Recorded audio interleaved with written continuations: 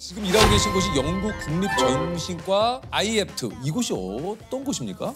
IEPT는 사실 약자인데요. 네. The Improved Access to Psychological Therapies라고 하는 건데 그게 뭐냐면 누구나 이제 우울증이다, 불안증이다 이런 증상을 겪고 있을 때 다 떠오르는 곳이거든요. 그러니까 국민상담소. 국민상담소. 네, 국민상담 치료센터라고 보면 돼요. 그래서 한 구당 한 2개소 정도 있고 전국에 다 있어요. 이게요. 예, 예를 들면 서초구에 2개, 그뿐만 아니라 뭐 땅끝 해남 말까지 다 있다고 보시면 돼요. 예. 그럼 거기서 이제 오신 분들 예. 심리 치료를 도와주시는 거군요. 그렇죠. 예. 저희가 아주 다양한 그런 증상을 다루는데요. 우울증, 공황장애, 대인공포증, PTSD 이런 것들 다루고 있고요. 이분들에게는 좀 어떤 치료를 좀 해주십니까? 저희 IEPT에서 주력으로 하고 있는 치료는 인지행동심리치료라고 하거든요. 보통 우리가 어떤 어려운 상황을 대할 때 아주 부정적인 생각에 빠지기 쉽잖아요. 네네네. 거기서 끝나는 게 아니라 좀 도움이 되지 않는 그런 방식으로 행동을 하세요. 그래서 병을 키우시거든요. 상황을 악화하고. 그래서 저희가 같은 눈높이에서 툴벅스를 주는 거죠. 그리고 사용 설명서를 드려서 자신의 해결책을 스스로 찾을 수 있도록 하는 거예요. 네. 영국에서 심리치료사로 일하신 지는 얼마나 되셨습니까? 지금 거의 제가 2008년부터 국립정신과에서 일을 했어요. 그러면 저희가 계산하면 한 15년 정도. 예. 이게 그 기사를 통해서 저도 봤습니다만 그 영국에는 이제 외로움 장관이 그죠? 이게 또 화제가 됐던 적이 있어요. 실제로 외로움 장관이 있습니까? 있어요. 있어요? 네, 있어요. 우리로 치면 외로움 부가 있는 거예요? 그렇죠. 네, 2018년 테레사 메이 전 총리 때 신설을 했어요. 아하. 외로움은 매일 15개비의 담배를 피우는 것만큼 해롭다는 보고서도 있습니다. But just as loneliness can affect any of us, so any of us can help to tackle it. 그러니까 그 외로움이라는 문제가 우리 얘기하기 참 그렇잖아요. 그런데 개인의 문제가 아니라 사회의 문제다 이제 그렇게 인식을 하자 하는데 큰 의미가 있는 것 같아요. 이게 사실은 아니 그래도 외로움부가 생길 수가 있어라고 할지 모르겠지만 사실 이런 그 외로움과 고립감을 느끼는 분들이 정말 많아요. 이 사실 영국만의 문제는 아닌 것 같아요. 이게 보편적인 문제인 것 같아요. 네, 맞아요. 이게 좀 어떻습니까? 15년간 심리치료를 하면서 느낀 영국 사람들의 가장 큰 고민은 뭔가요? 결국은 사람들한테 상처를 받은 거더라고요. 똑같네요. 네, 그렇죠. 이게 또 인간이니까 보편적인 그런 게 있어요. 다 보편적으로 사람들이 결국은 관계 속에서의 어떤 소통이 안 된다. 그런 문제가 있더라고요. 나는 왜 이렇게 휘둘릴까요? 할 말을 못 할까요? 80세 할머님도 오셔가지고 그렇게 얘기하시고. 인생을 그렇게 또 오랜 세월을 살아오셨는데 또 그게 또 고민이시고. 최고령 92세까지 제가 봤어요. 92세 분도 92년을 참으셨네. 92세 어르신도 그게 제일 고민이시래요. 너무 오래 참으셨던 것 같은데 그런 경험이 계속 쌓이다 보면 자신에 대해서 부정적인 생각과 감정이 들고 우울증을 비롯해서 그런 증세로 이어질 수도 있고 그런 증세 때문에 또 소통이 더 어려워질 수도 있고 서로 악순환이. 우리는 왜 이렇게 정말 소통을 위한 많은 도구들이 생겼잖아요. 정말 엄청나게 많지 않습니까? 네. 소통의 도구가 이렇게 생기는데도 불구하고 왜 이렇게 우리는 소통의 어려움을 겪고 있는 걸까요? 제가 크게 3가지로 한번 생각을 해봤어요. 첫 번째는 우리가 건강한 소통이 무엇인지 정확하게 배운 적이 없어요. 이렇게 가정교육에 좀 이름하는 그런 경향이 있고요. 두 번째는 그런 소통 방법을 잘 배웠다 하더라도 일단 막상 좀 휘둘리는 상황에 가면 입이 잘 안 떨어지죠. 걱정과 두려움 때문에 굉장히 시도하기가 힘들거든요. 그래서 두 번째 문제가 그런 거라고 볼 수 있고 소통은 성격이 아니라 기술이에요. 그러면 제가 만약에 시도를 한번 해서 할 말을 했어요. 그런데도 그게 계속 연습을 하지 않으면 소통 기술로 정착을 하기 힘들어요.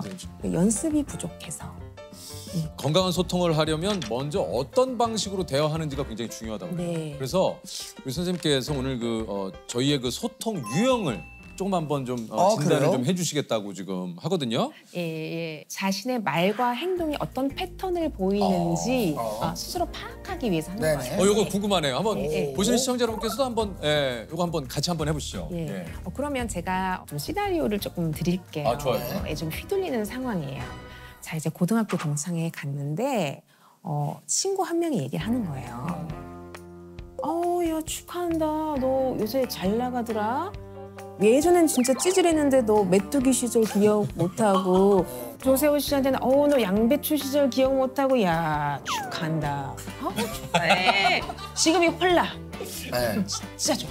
저 실제로 이거는 경험이 있었어서. 네. 예. 조셉은 뭐라고? 저는 근데 진짜로 야 그렇게 축하해줘서 고맙고 내가 밥 맛있는 거 한번 살게. 조만간 뭐 소주 한잔 하자 그냥 이렇게 딱. 그렇게 얘기했어요? 네. 뭐 거기에 제가 예를 들어서 야 무슨 뭐 축하를 그렇게는 아닌 것 같아요. 솔직히 그냥 저는 야 그 양배추같이 엊그제 같은데 막 그래서 그냥 그거 하면서 내가 조만간에 맛있는 거 한번 살게. 네, 그냥 뭐. 예, 그러면 여기 조세호 씨는 그때 사실 감정이 조금 상했나요? 상했는데 그렇게 행동하신 건가요? 사실 유쾌하지는 않겠죠. 여기서 만약에 조세호 씨가 굉장히 기분이 상했다. 그런데도 불구하고 이렇게 좋게 무마를 했다면 약간 수동적 연두부형이라고 할 수 있어요. 수동적 연두부형. 예. 그 뭡니까? 상대 공격을 허용하고, 그러니까 이건 안 돼, 선을 그어줘야 되는데 그걸 하지 않고 심지어 자기 자신을 자기가 공격하는 거죠. 왜 가만히 있었어? 이런 식으로 집에서 이불킥하고. 그럴 수도 있겠네요. 돌아가서. 예. 그리고 또 다른 특징들은 지나치게 습관성 사과를 할 때도 있어요. 약간 있는데. 조셉이 약간 습관성 사과를 해요. 그래요? 그리고 또 말을 할 때 너무 좀 숙이고 가는 경향이 있어요. 조셉이 그래요, 조셉이. 선생님 어떻게 하셨어요? MBTI보다 정확하네. 이게 어떤 거냐면 얘기를 할 때 너무 죄송한데요 하고 시작하는 거죠. 제가 그래요. 아니면은 이거 맞아요. 중요한 거 아닌데요. 이거 별로 맞아요. 바보 같은 생각인데요. 조셉이 전혀. 야, 저 소름 돋. 이게 아닌가? 이게 아니죠? 예. 죄송합니다. 다음에는 좀 이야기를. 뭐 얘기 틈이 없었습니다. 예를 들면 뭐 바보 같은 기분일 수도 있지만 옷은 저는 사실 잘 몰라서. 저는 잘 몰라서. 예상되는 공격에 미리 방어막을 치는 거예요. 맞아요. 그러니까 약간 그런 불안도가 조금 있는 거예요. 있어요. 저는 만약에 지금 상황에 내가 이렇다 그러면 그냥 그래, 야 너는 어떻게 지내냐? 너는 어떻게 지내? 뭐 덕분에 뭐 잘 지내고 있는데 너도 좀 잘 지내야지. 나만 잘 지내면 되냐? 약간 이 집안 약간 그래도 좀 약간 친절함은 유지하지만 그래도 짚어줄 건 짚어줘요. 예. 저는 그냥 넘어가진 않습니다. 네. 그래서 유재석 씨가 하신 말씀은 좀 단호박형에 가까워 보이거든요. 저는 단호박일 땐 단호박이어야 된다고 생각해요. 이 형께서 겉은 따뜻한데 속이 약간 차가우네. 겉과 속차. 그러니까 확실하게 아닌 거에 대해서는 딱. 그 단호박형이 너무 차갑고 자른다는 그런 단호박이 아니라 건강한 단호박이에요. 그게 뭐냐면 부드럽고 배려는 하지만 분명한 태도거든요. 그리고 공격하는 것은 이제 공격적인 불도저형이에요. 너는 뭐 이렇게 같이 공격을 하는 거죠. 서로 비난을 하면서. 그리고 돌려가기형이라고 하는데 그게 뭐냐면 수동 공격적. 인 그런 유형이에요. 일단 돌려가기 유형은 겉으로는 수동적인 척, 괜찮은 척하면서 공격의 의도가 있는 거죠. 그래서 뭐 가시돋친 칭찬이라든지 우리 뭐 친한 사이잖아 이렇게 해놓고 이제 통제를 하려는 그런 행동. 우리가 흔히 말하는 뭐 가스라이팅 같은 건 좀 극단적인 연습 한번 해보시겠어요? 어떻게 말해? 한번 해봐, 조셉. 그러니까 두 가지만 먼저 생각하셔도 돼요. 감정, 요구. 요구는 나는 이렇게 하고 싶어, 하기 싫어, 아니면 난 네가 이렇게 해줬으면 좋겠어, 하지 마라. 이거거든요. 감정, 요구 한번 말씀해 보세요. 이 상황에서. 내가 한번 할게. 야, 조세호. 예, 형. 학교 때는 완전히 찌질하더니 그냥 뭐 요즘 뭐 잘 나간다잉? 야, 뭐 네가 뭐 언제가 잘 나갈 것 같아? 그래도 나 굉장히 좋은 친구로 생각을 했었는데. 잠깐만요. 근데 좀 기분 안 좋아 보여요. 그래요? 아닌데? 그러니까 조셉 바로 화를 내네. 바로 달려들지 마세요. 바로 반응하지 않고 대응하셔야 돼요. 그게 뭐냐면 오, 좋다. 예, 바로 달려들 필요가 없고 일단 3초 좀 1초만 약간 2초만 쉬어도 돼요. 이게 쉬기가 좀 힘들면 무슨 뜻이야? 한번 물어봐도 돼요. 시간을 조금 벌거든요. 그럼 당황하겠다. 무슨 뜻이야? 좀 분명하게 해줘. 나 혼란스러워. 이거 좀 한번 조사해볼게. 예. 야, 조세호. 오랜만이네. 학창 시절 완전 찌질하더니 그냥 요즘 뭐 방송 좀 한다고 또 명품하고 왔네 저거. 아유 이거 그냥. 근데 무슨 소리야? 좀 분명하게 얘기해 줬으면 좋겠어. 지금 갑자기 막 보자마자 막 뭐라고 얘기를 한 것 같아서. 좋아요. 짧게 하셔도 돼요. 근데 약간 좀 혼란스러워. 여기까지만 해도 돼요. 왜냐면 좀 혼란스러워. 왜 혼란스럽냐면 축하한다고 해놓고는 막 그 약간 비난했어요. 안 맞아요. 약간 돌려가는 거지. 네, 근데 저는 이게 안 해보던 거니까 되게 어색하다. 그쵸, 근데 연습을 해요. 연습하셔요. 그러니까 참지 않아도 돼요. 화가 난다랑 화를 낸다는 달라요.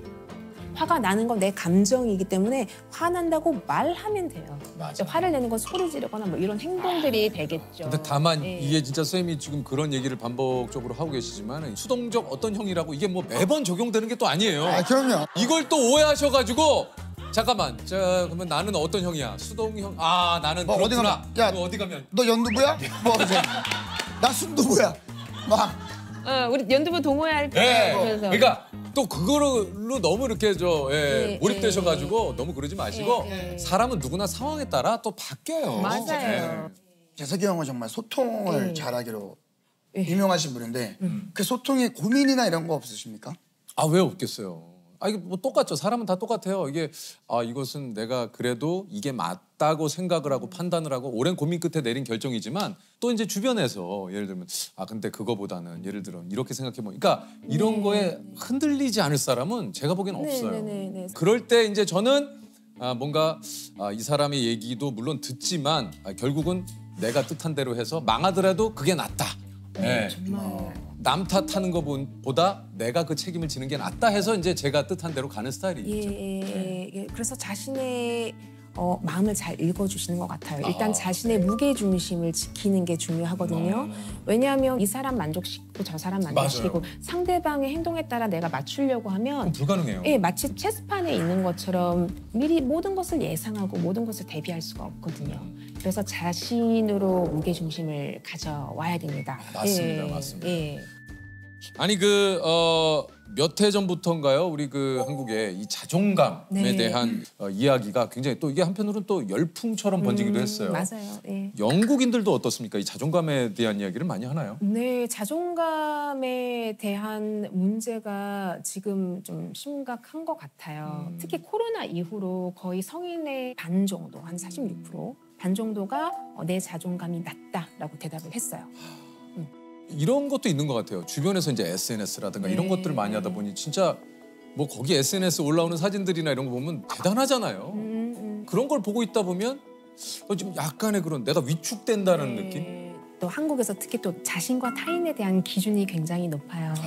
제가 보기에는 그게 굉장히 경직되어 있고 유연하지 못하고 또 세분화되어 있는 경향도 있어요. 예를 들면 이런 거 있죠. 나는 절대로 뒤처지면 안 돼.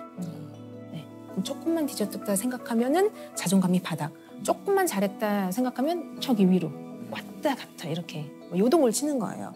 그리고 또 이런 거 어떤 지역에 어떤 브랜드 아파트 몇 평에 살아야 한다. 그러지 않으면 뒤처지고 나고자다. 자신에게 너무 가혹하지 않게 따뜻하게 격려해주는 그런 태도가 굉장히 중요합니다. 맞습니다.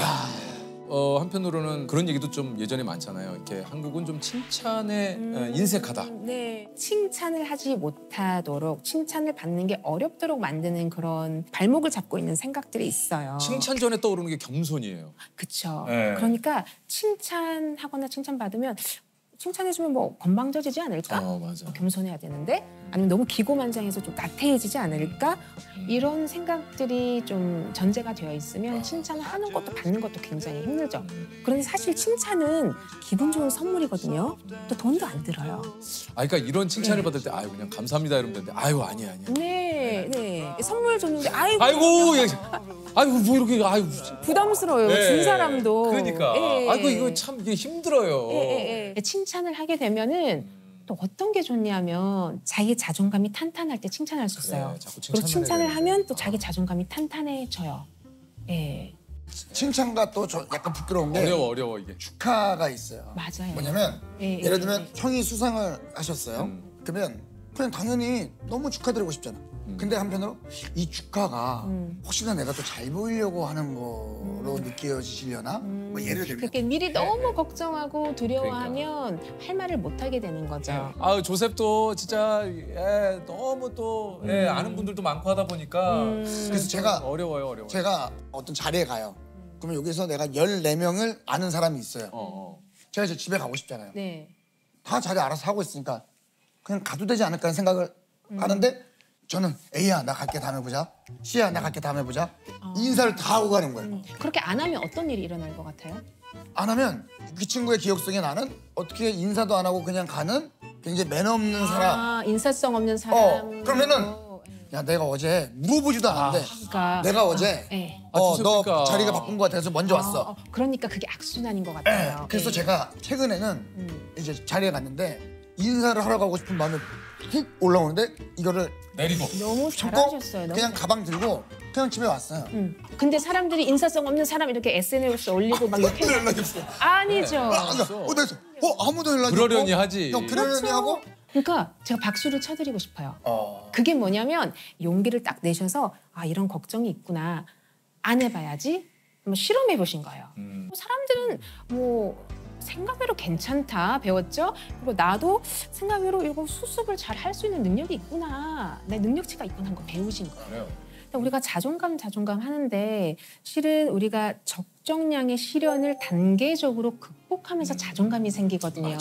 그게 탄탄해져요. 높다 낮다가 아니라 안정적으로 탄탄해져요. 정말 선생님 말씀이 딱 맞는 말인 것 같습니다. 자존감이라는 게 어느 순간 하늘에서 뚝 떨어지거나 네. 아니면 무슨 뭐 돈으로 살 수 있는 게 아니잖아요. 네네네. 어떤 적당하게 내가 시도를 하고 거기에서 얻는 경험치를 쌓아가면서 네. 내가 스스로 획득한 결과물이 바로 자존감인 것 같아요. 네. 아무 노력도 없이 사실은 이 스스로 자존감을 어느 순간 얻으려 한다? 네, 그건 네. 누구도 줄 수가 없습니다. 네. 자신과의 소통이 굉장히 중요해요. 우리가 우리 자신의 마음의 양육자가 돼서 보살펴준다는 생각을 하셔야 돼요. 소통하는 자신감은 적정량의 시련을 단계적으로 극복할 때 쌓아가는 거거든요. 마치 적립하는 적금처럼 시행착오를 하면서 자신감을 적립해 주셨으면 좋겠어요.